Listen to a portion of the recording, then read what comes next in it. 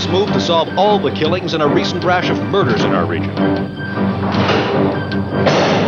Tonight, a former Tory aide in Ottawa is waiting to hear if he'll be charged for leaking a spy agency document. Tonight, it depends on where you are this weekend in regards to sunshine or showers. The south will be sunny, while the north will be wet. Tonight, local movie buffs tell us what they think of John Candy's final film.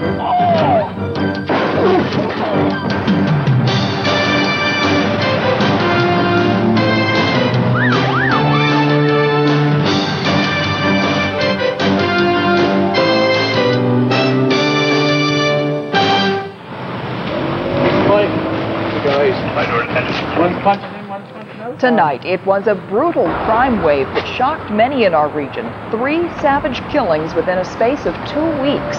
Police in Nova Scotia are still looking for clues in one murder. But in New Brunswick, police now have suspects in custody in Moncton and St. John. There was a break in a week-and-a-half-old St. John murder case today, and tonight there's a suspect in custody. Late today, police said they had a 31-year-old man locked up in connection with the stabbing death of Michael Frederick Hunter. He was found stabbed in the heart in the city's north end. The accused will be appearing in court in St. John on Monday. Other than that, police are not releasing any details about that case tonight. Meantime, a 43-year-old Moncton man has been charged with manslaughter in the death of a woman earlier this week in the city's west end. Robert Everett McGovern did not enter a plea today, but was ordered to undergo a psychiatric assessment. He is charged in connection with the sudden death of 25-year-old Monique LeBlanc at her home. Police will not release the cause of her death. It will be 3 weeks on Sunday since a young gas station attendant was brutally gunned down in Nova Scotia's Pictou County. Troy Fraser's family is still in shock and angry that someone would commit such a crime. But despite the passage of time, the family still believes the Mounties will catch the killer. We have this update tonight from ASN's Dan McIntosh.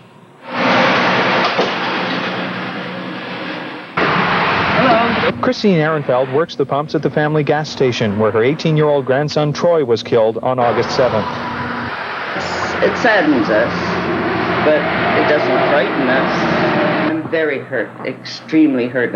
I just can't believe something like this can happen. It's not the place that killed Troy. It's some person killed Troy. It just happened to be the place. Since Troy Fraser's murder, police have received over 1,000 phone calls from the public, some in response to this composite drawing, others from those who were just passing by that Sunday afternoon. The tragedy has strengthened Harold's stand on capital punishment. Anybody that would kill a young boy like that for a few dollars, he doesn't deserve to be on the face of the earth. Today, the Mounties moved their command center from the West River Fire Hall to the Pictou RCMP detachment. They say it's not a scale down of operations. 3 to 4 weeks is a normal process to set up a temporary headquarters and work out of, so you're close to your crime scene. All things are possible, and we can't definitely rule things out, but we're confident now that we're moving in the proper direction. I fear for my family and everybody else that we know around the community. We don't like to see something like this happen. Whoever it was that did it's long gone. I don't think he'd be sticking around with all the cops that were here. I think whoever did it's either out of the province or long gone. Family members are holding fast in their belief that the person responsible for this murder will be caught someday. They believe the killer's personality may lead to his downfall. People like this generally think they've done something, and they usually talk about it. But the problem is, if they do talk about it, the people they talk to better watch out for their own backs. In Central West River, Dan McIntosh, ASN News. A 15-year-old youth faces 2 charges following a violent assault in Lower Sackville, Nova Scotia last night. Police say a scuffle broke out in the Woodbine trailer park shortly after 9 p.m. A 22-year-old man was hit in the head. He underwent surgery and is in serious condition. The suspect made a brief appearance in court today. He was held overnight, and he was charged this morning with aggravated assault and assault with a weapon. Police will not say what type of weapon was used, and the suspect can't be identified under terms of the Young Offenders Act. The SPCA is investigating the case of a kitten that was hanged in Halifax yesterday. The kitten was owned by 4-year-old Ryan Blagden.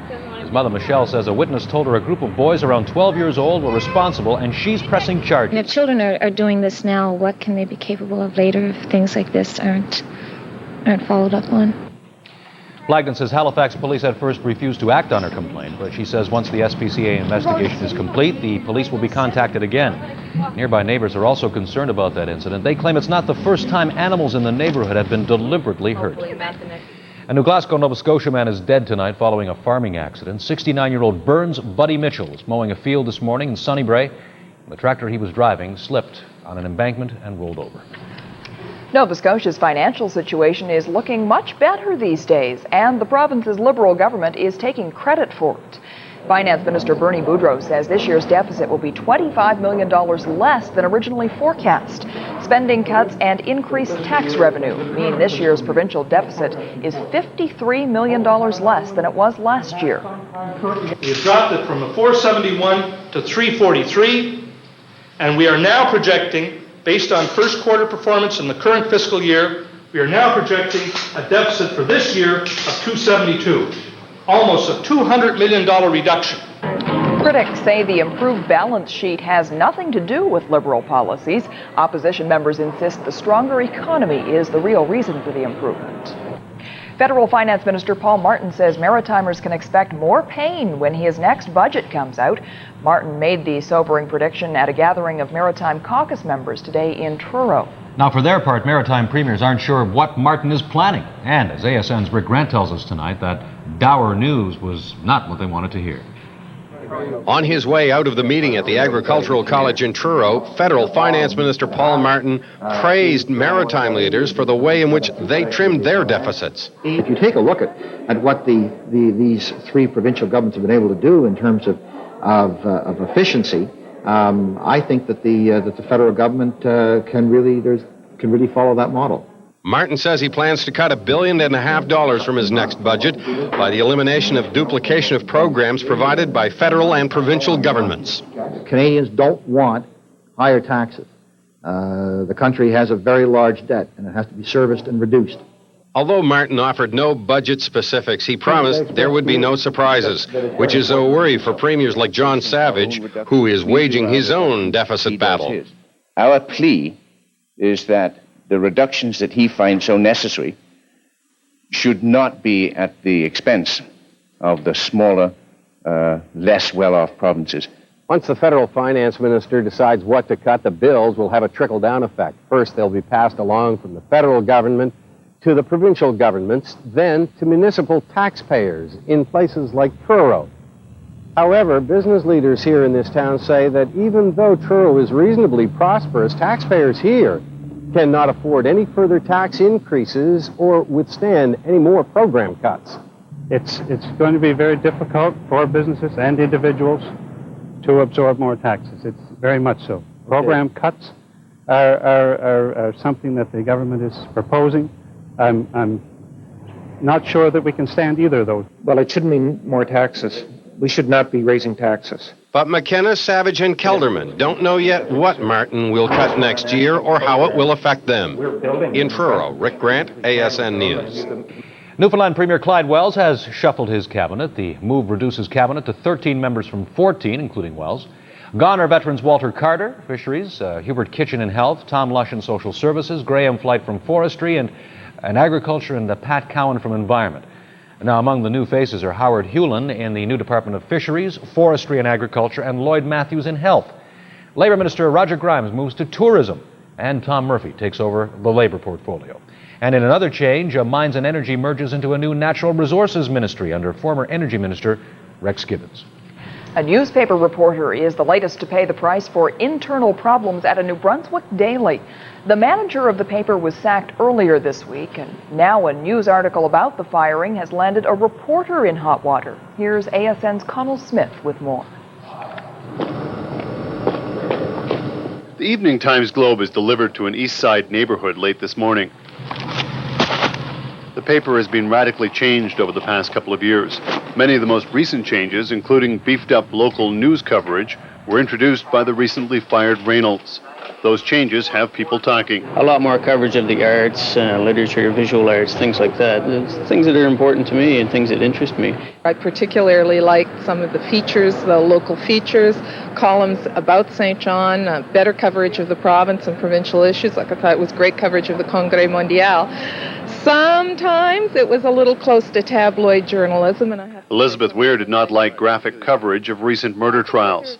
The newspaper's announcement of Reynolds' departure included glowing tributes from high-profile journalists across the country.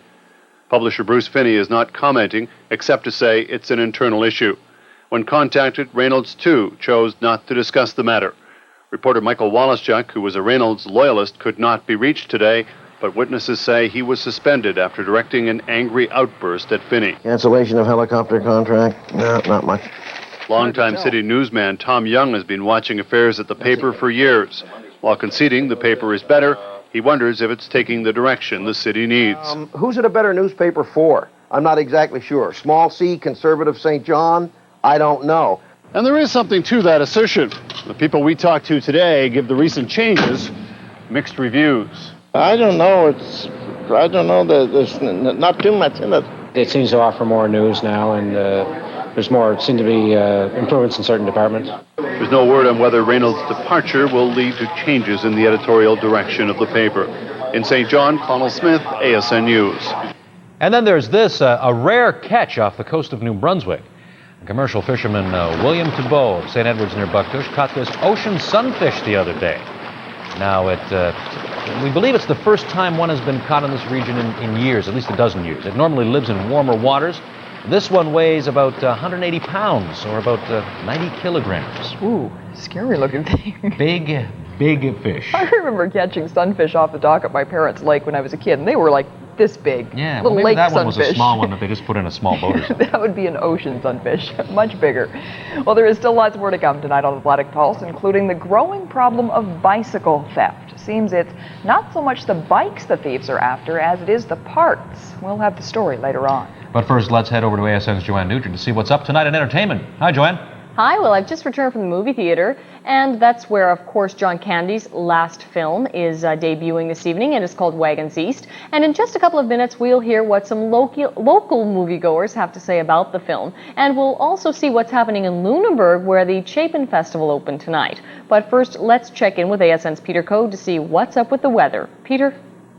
Thank you, Joanne. Well, it's still a pleasant night in much of the region. However, that's going to be changing over the weekend. That bright cloud that we can see on the satellite just left of center there, that's going to be moving in to spread across Labrador, New Brunswick, and the northern peninsula of Newfoundland and pretty much sit there for the weekend. But overnight tonight, well, it's mainly clear, some patchy fog being reported in St. John, around the Fundy Coast and the Atlantic Coast, Nova Scotia. In northern New Brunswick, though, it will become cloudy before dawn. Overnight, the temperatures will be in the range of 12 to 15 degrees. That's a little bit above normal for this time of year. Now, in Newfoundland, Labrador, and the Maglins, one weather system moving out, so it'll take its showers from the west coast of Newfoundland across the island to the east coast of Newfoundland, some clearing along the west coast. Overnight temperatures down on the island, 12 to 14 degrees. And in Labrador, that rain will be moving out as well. Some clear breaks expected. Churchill and Walbush area remaining mostly cloudy, though, in the east. Overnight temperatures in Labrador with a brisk northeast wind, 3 to 6 degrees. And in the Maglins, well, a pleasant night as well. The overnight low of 16 with a mainly clear sky. Ron? Thanks, Peter. Coming up later in national news, more controversy involving Canada's spy service. It involves a former Tory aide and a leaked document. Well, we'll have the details a little later on. But next, the Fathers of Confederation pay a visit to Charlottetown. People love it. The tourists just love listening to it. I listen to it every day, so I almost know every word off by heart.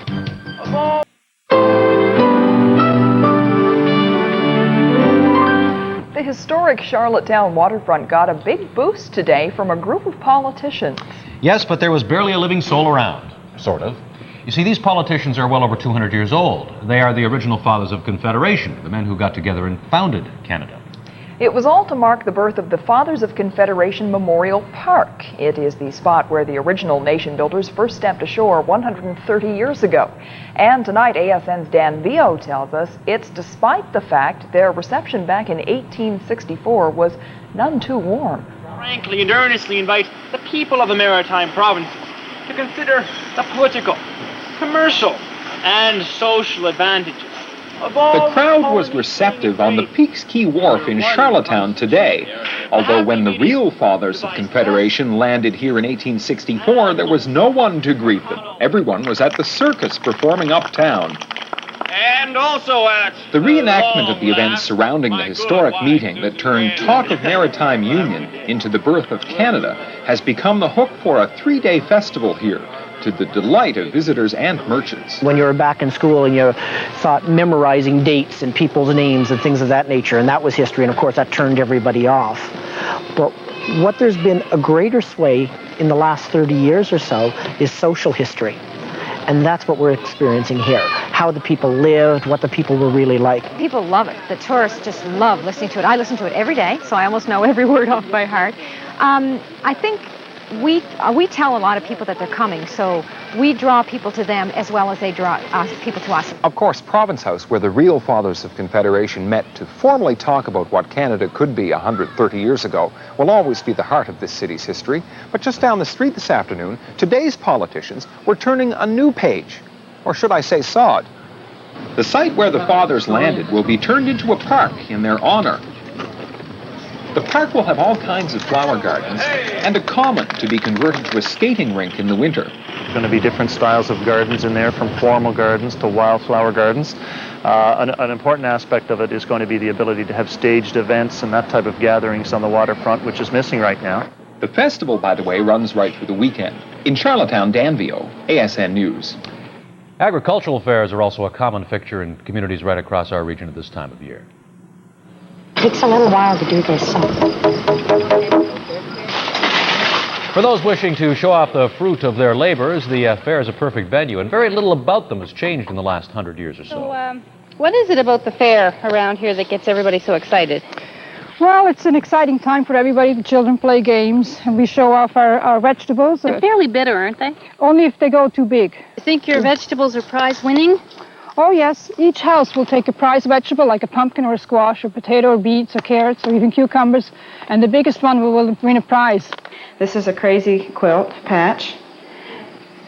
It would take about 12 of these to make one crazy quilt, or you could make it into a pillow. Probably 12. You know, animals are also a staple of agricultural fairs. You can expect to see some real prize winners at the 1890 fair in Kings Landing, New Brunswick this weekend. Agricultural. Boy, talk about reporter involvement. That was ASN's Laverne Stewart there in costume. I'd like to see what the quilt looks like when she's finished with it.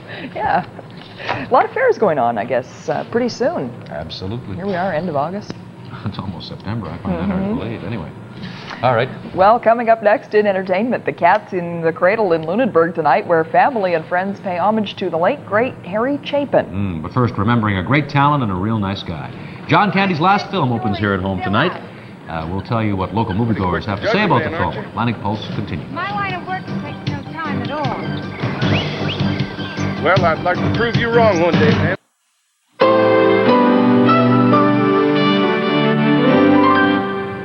Well, you know, the movie theaters are a bit busier than normal this Friday night. Many fans of the late, much-loved John Candy are anxious to see the comedian's last film.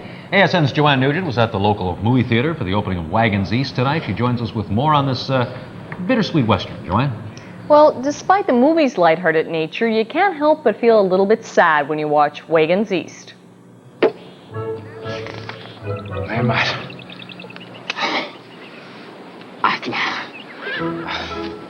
Did I say something wrong? Candy seems perfectly cast as the wagon master, a big, lovable lug with a dry sense of humor. However, Canada's king of comedy plays the straight guy here, a complex loner with his reputation on the line. For doubting my abilities. You'd be a fool not to. Been a drunk for the last 20 years. Candy's job is to lead a group of proper ladies and gents out of the Old West and onto St. Louis, and steady leads them into chaos.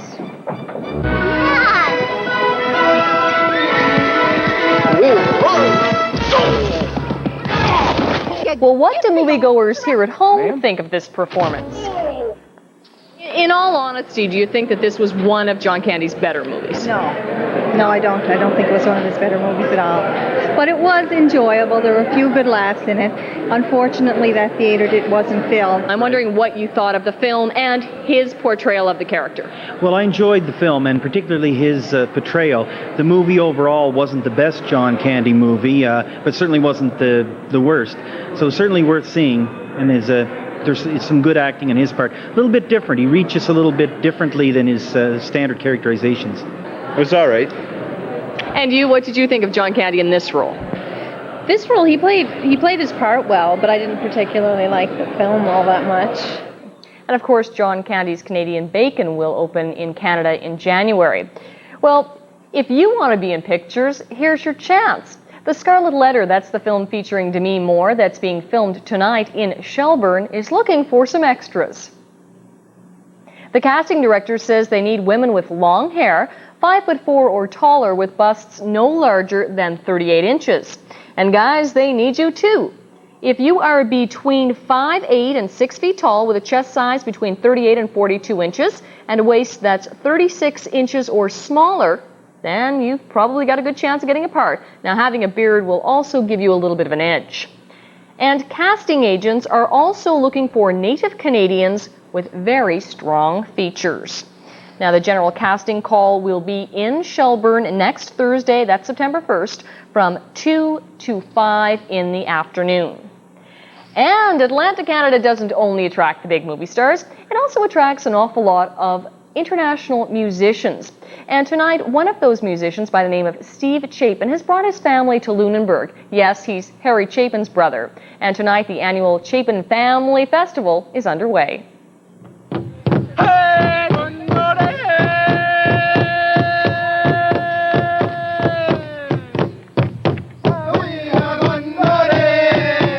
The Sons of Member 2, a local group, opened the Chapin Festival at the Ovens Natural Park tonight. It's a festival paying homage to the late folk singer, Harry Chapin, a man who brought us songs like All My Life's a Circle and The Cat's in the Cradle. Well, this weekend's musical celebration features many local performers, and it ends Sunday night when Harry's brothers, Tom and Steve, sing his songs. And another well-known singer had quite a scare yesterday.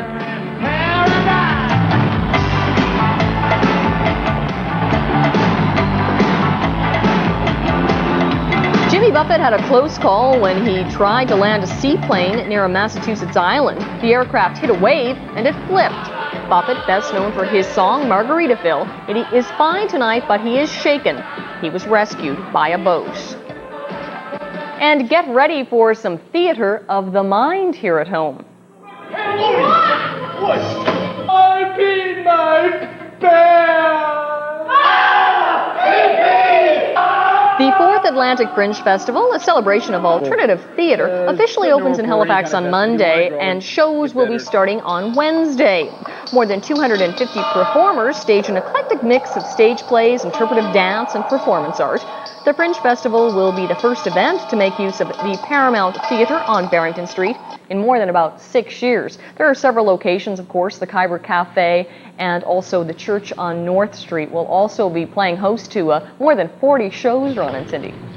Joanne, we only have a few moments here, but what link did Harry Chapin have with Lunenburg? Well, you know, I don't know if Harry Chapin was ever in Lunenburg, but his brother Steve has some business dealings with a gentleman in Lunenburg, and what's happened is he brings his family here every summer, and he's decided that this is the perfect place to hold the annual family festival and the clan get-together. So what they've done while they're here is they've decided that on Sunday night, I think this is the second one, that they will actually have a concert and play his music. Steve arranged all of Harry Chapin's music, and I think they even co-wrote some stuff.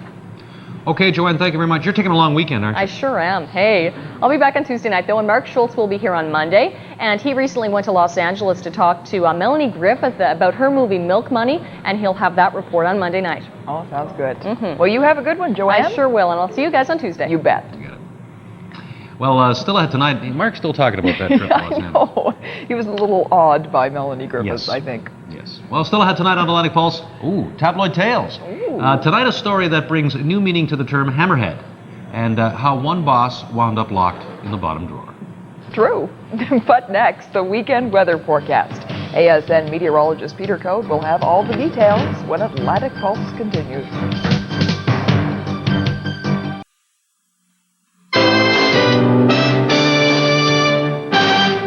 Meteorologist Peter Coad is here now to fill us in on the weekend. Pretty straightforward.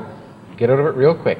Labrador, northern New Brunswick, cloudy with showers, and the rest of the area mostly sunny. There you go. Thank you very much, Peter. We'll see you on Monday. I'll be back later. No, maybe we should take a look at the sunrise sunset because I've got the forest fire stuff. I'm going camping tomorrow, so I was kind of hoping for a nice... It should be not too bad at all. And while I'm on my way over, I might mention, Ron, did you know that 210 years ago today what happened? No. Now we'll bring up that forest fire chart for the Maritime. He didn't even move his lips. I noticed that. I'm trying to remember 210 years. Was it a Thursday? Did you know that Cape Breton is separated from Nova Scotia? Oh, there's a big round of applause from all the Cape Breton. But we got them back now.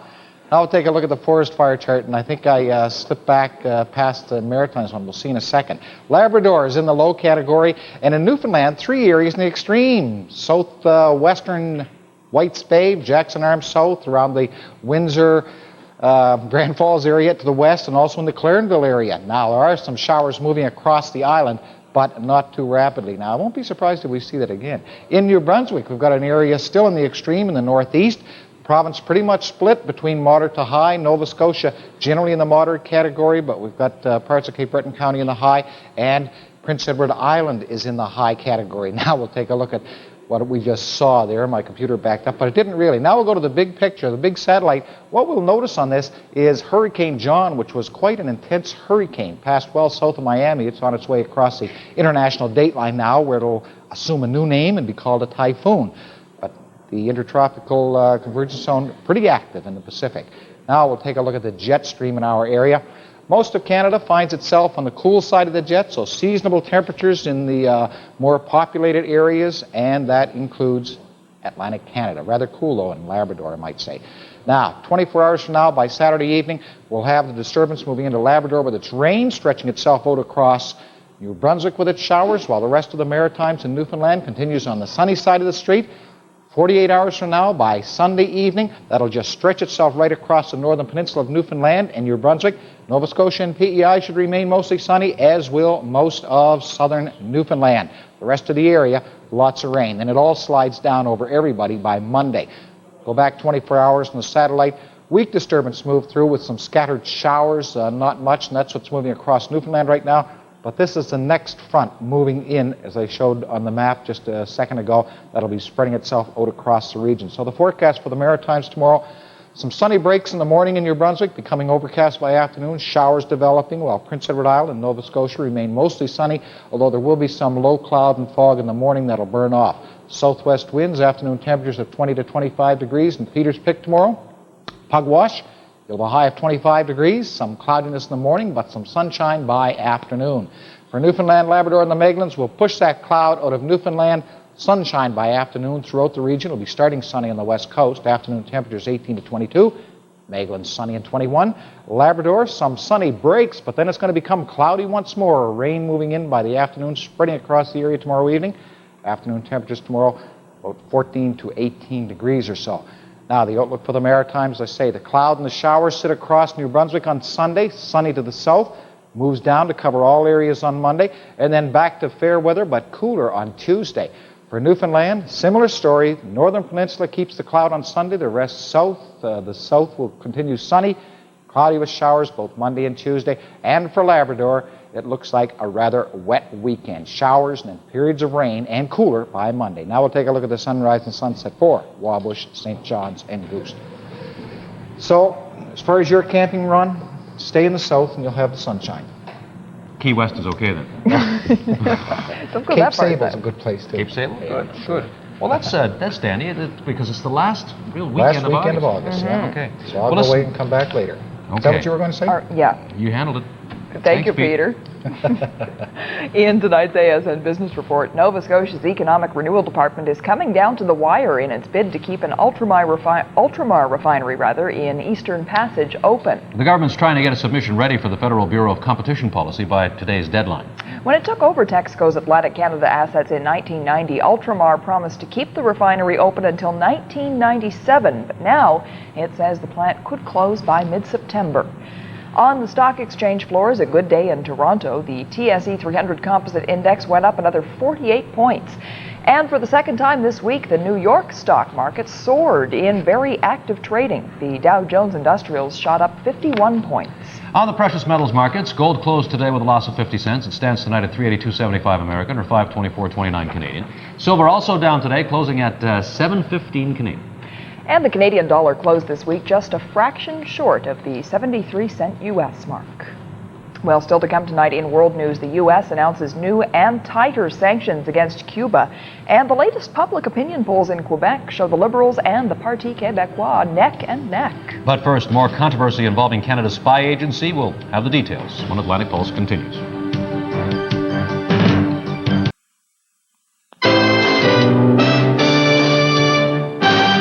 Tonight, the RCMP says its investigation into a leaked CSIS memo on racism is continuing. Just yesterday, a former Tory aide was taken into custody. Brian McInnes was quoted as saying he leaked the memo to the media because he was disgusted by the actions of the Canadian Security and Intelligence Service. It's alleged the spy agency paid a white supremacist for information. Tonight, as ASN's Mark Miller tells us, McInnes is now waiting to find out if he'll be charged under the Official Secrets Act. The leak came from an ex-AA to former Tory Solicitor General Doug Lewis. This confidential CSIS document was published by the Toronto Star last week. It revealed that Grant Bristow was working for the spy agency. Bristow went on to form the Heritage Front, a white supremacist group. Yesterday, RCMP officers arrested and released Brian McInnes, the man who admitted to leaking the document. But so far, he's not been charged, and his lawyer wants to know why.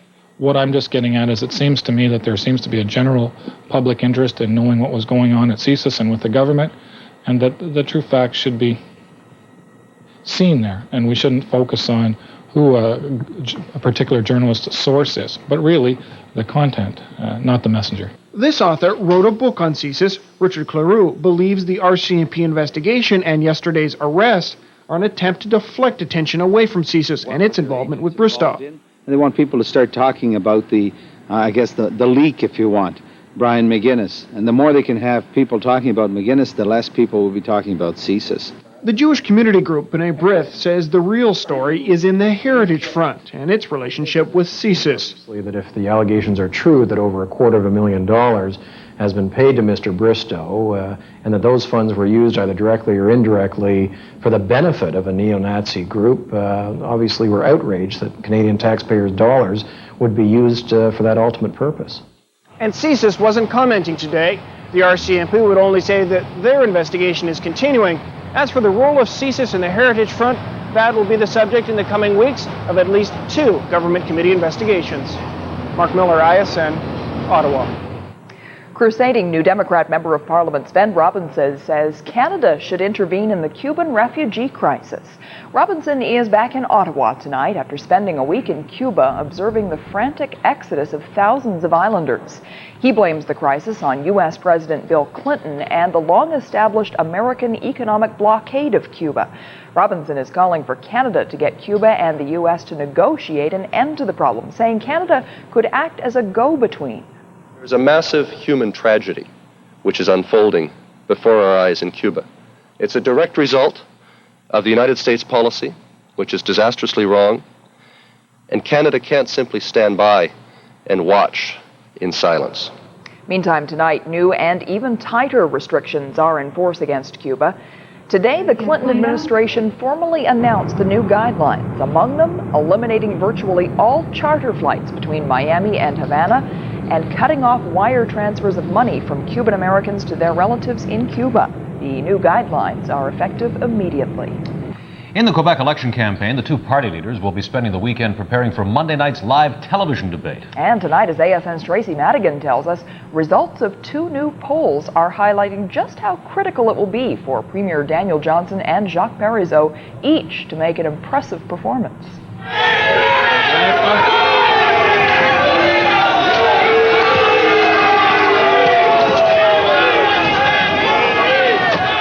Premier Daniel Johnson got a cool reception this morning from Quebec union members who threw eggs at him to show their dislike for certain provincial legislations.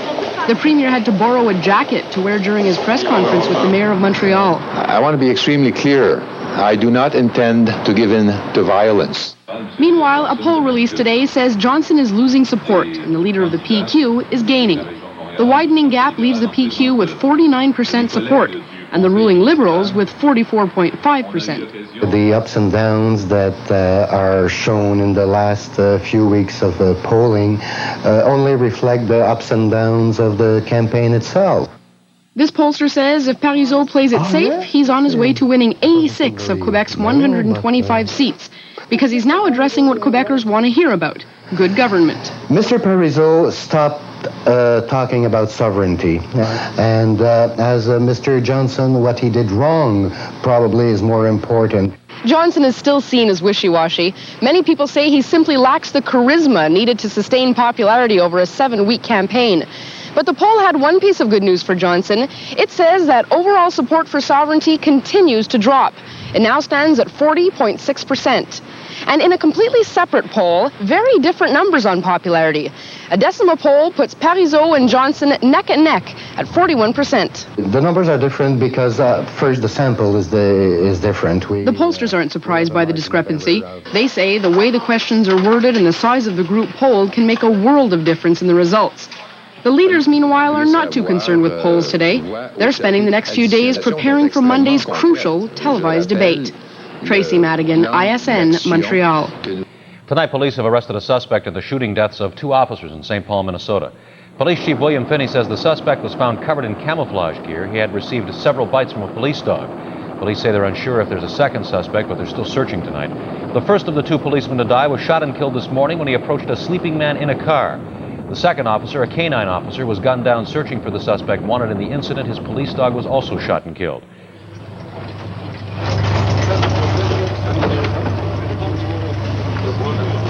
At least 29 people are dead and another 22 injured following an overnight collision in southeastern Turkey. Officials say a bus crashed into the back of an army troop carrier, veered off the road and burst into flames. All of the dead were traveling on the bus. Sources say most of the victims were women and children. 4 soldiers from the troop carrier were among those injured, 1 seriously. Officials are still investigating the cause of the accident. Well, the prosecution doesn't have to share blood samples with O.J. Simpson's defense team, for now at least. The judge in the case, Lance Ito, today ruled that prosecutors can do all their tests before sharing any evidence. Simpson's lawyers want to do their own genetic testing on the evidence. And then there's this. Police in Edmonton arrested a burglar after he locked his keys in the getaway car. But his accomplice escaped thanks to a skunk. Police called by a suspicious neighbor found the first man frantically trying to get into his car. Easy arrest there. A second man was spotted coming from a house carrying a television set. He bolted into a ravine, but a police dog in hot pursuit was sprayed by a skunk and came to a screeching halt. The would-have-been getaway driver is charged with break-enter and theft. Skunks win. Coming up next on Atlantic Pulse, an experimental youth program in North End Halifax is being hailed a success. But next, the booming business in stolen bicycle parts. And in the woods, they came across a number of bicycles, in fact, which had been stripped right down. And as you can see here, there's one of the bicycles was taken. There's not much left of it.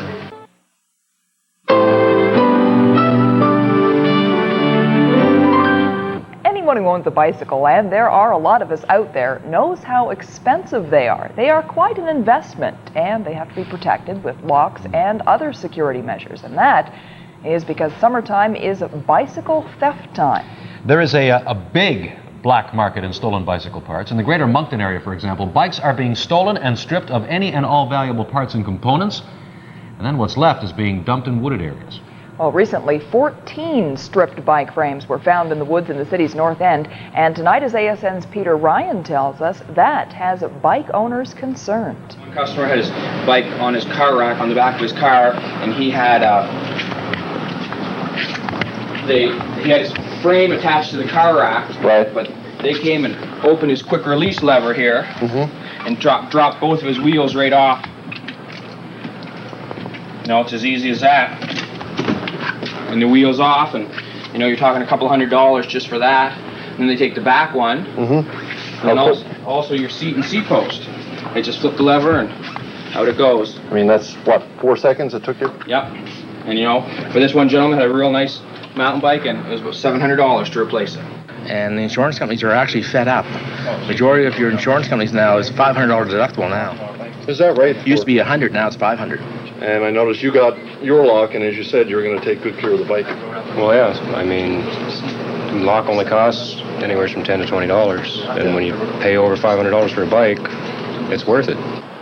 And when you leave your local bicycle shop after making such a huge investment, you want to make sure that your pedal power doesn't turn into pedaled parts. And that's exactly what's happening in the greater Moncton area. Yes, Peter, in the north end of the city, just 2 days ago, our officers received a call to the north end of the city, and in the woods they came across a number of bicycles, in fact, which had been stripped right down.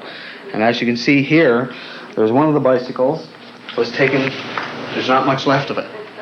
This is what was left of the bike, which was found in the north end of the city, and there's 14 other frames which were similar. The stolen property room is jammed with recovered bikes. Moncton police say if you want to avoid losing yours, keep it under lock and key, and take down the serial number in case you have to ID it as yours someday down the road at your local police station. In Moncton, Peter Ryan, ASN News. They took everything. It has been a terrific summer across our region, but those long hot days and warm nights can also spell problems for young people. Idle time can lead to trouble. But a program in Halifax has been keeping many teenagers occupied and out of trouble. This summer, an experiment was undertaken in North End Halifax, more particularly the Godwinson Street area. Money was allocated by the city to develop a number of programs to keep 12 to 18-year-olds busy and out of trouble, away from the lure of drugs and vandalism. It's called the Uptown Youth Program. With the full support of the police, swimming, basketball, and a number of other activities were set up during the afternoons and evenings. We had a career shadowing program that went very well. The kids would also said they would like to have street dances, barbecues, and all that sort of thing. So we put the barbecues into place, we put the street dancing in place, as well as movie nights on Sunday nights at the North Branch Library. If they have nothing to do, then they'll probably just go getting into trouble and things. This gives them something to do. Just keep them off the streets. Today was the wrap-up of the Uptown Youth Program, and dozens of daycare kids were brought out to celebrate with all the usual things kids celebrate with: puppet shows, the craft making, and, of course, pizza. The good news for the organizers is the Uptown Youth Program may continue this fall and winter. Let's hope so. Yeah, real success. Good neighborhood, too. A lot of people working together there. That's right. Well, still ahead tonight on the Atlantic Pulse, Tabloid Tales, and meteorologist Peter Coad will be back with one last word on the weekend weather. He always gets the last word. But first, we'll be back to update tonight's top stories when Atlantic Pulse continues.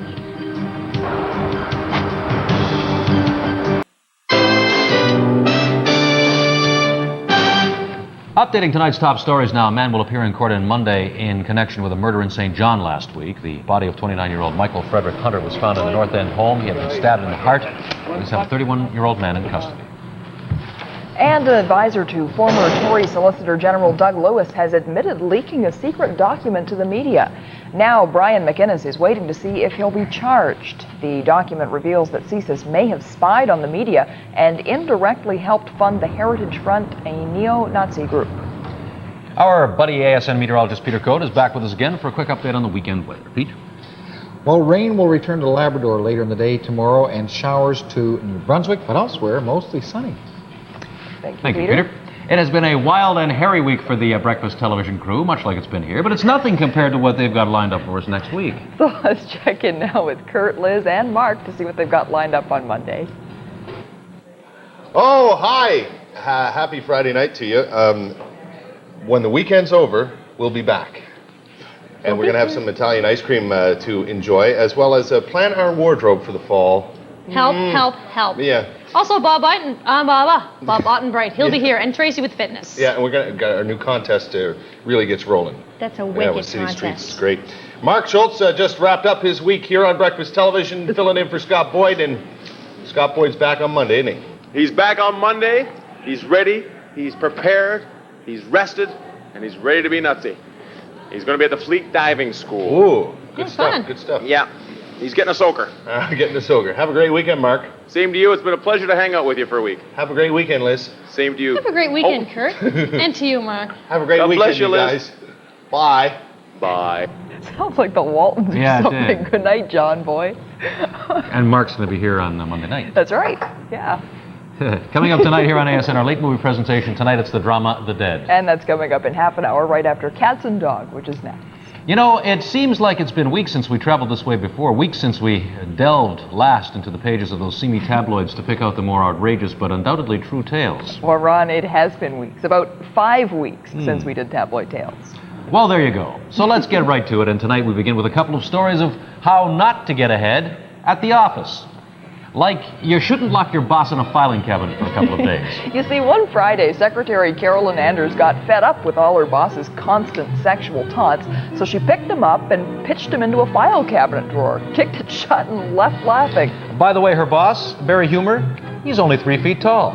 Barry spent the entire weekend in the bottom drawer, so no wonder when Carolyn showed up for work Monday morning, she'd been fired. But get this, she's suing for wrongful dismissal. Well, after all, how was she to know the little guy wouldn't be able to get out? Good luck, Carolyn. Uh-huh. Here's another secretary suing her boss for harassment on the grounds that she refused to take it off. Well, hold on now. Nothing lewd or rude here. No. You see, Amanda Donaldson has a rare affliction which causes her to grow facial hair, and lots of it. Well, she got tired of shaving twice a day, so she grew a beard, and a darn nice one, too. Her boss says her beard turned the office into a circus, so after several requests and warnings, he says he had no choice but to let her go. Amanda says it's clear-cut discrimination because a man would never be asked to shave his beard. Maybe not Amanda, but...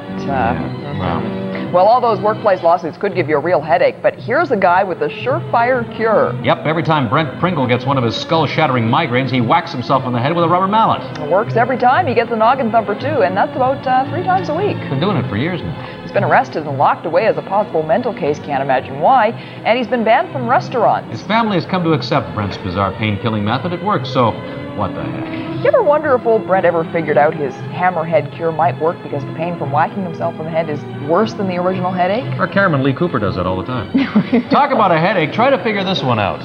George Murilli, a big steel Holland trucker, is at the beach one day when an electrical storm pops up out of nowhere. Sure enough, George gets skewered by a bolt of lightning. Oh, he's okay, except for one tiny little thing. A few weeks after the bolt blast, George starts developing into a woman, and a real knockout at that. Yes, George is now Georgina, and he or she is still driving the big rig. Well, the experts aren't sure, but they think the lightning jolt killed all of George's male hormones and allowed a dormant female hormone system to kick in. Yeah, sure it did. Well, either way, it's just one more reason to stay inside during thunderstorms. I suppose. I wonder where it struck George. Probably the same place that struck Lee. Lee, our cameraman. If we go out of focus in a minute, you'll understand why. But I'm sure the boss won't. Yeah, and you know, we won't have it next week because we're not all together here next week. That's right. You're off again, I think? Well, yes, I do have 6 months of vacation time. I need a contract like that, I think. No. That's the, what is it? Labor Day weekend. Labor Day, yeah, that would be Labor Day weekend. Yeah. You're taking a little long weekend. Most people celebrate Labor Day on Monday. He's off on Friday.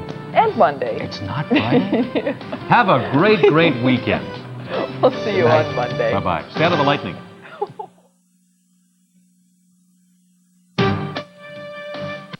Do you remember?